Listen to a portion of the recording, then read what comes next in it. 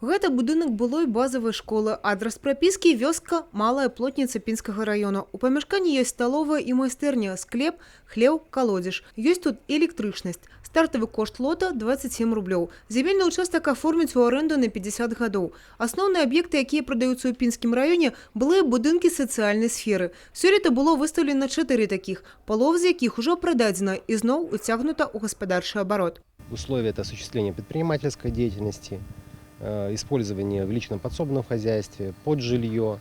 Сейчас с учетом изменений, согласно указу 169 по распоряжению госимуществом, данный объект также может подлежать сносу, и дальнейшее использование территории, где расположено данное строение, это земельный участок площадью 1,7 гектара, может использоваться покупателем данного объекта в тех целях, которые определены земельным участком.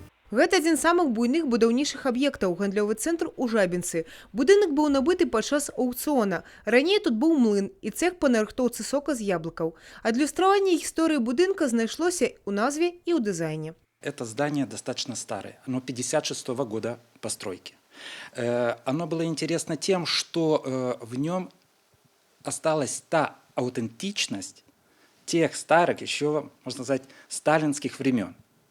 И наш инвестор, когда принял решение о том, чтобы открыть в этом здании магазин строительных материалов, было принято решение не сносить это здание, а максимально его сохранить.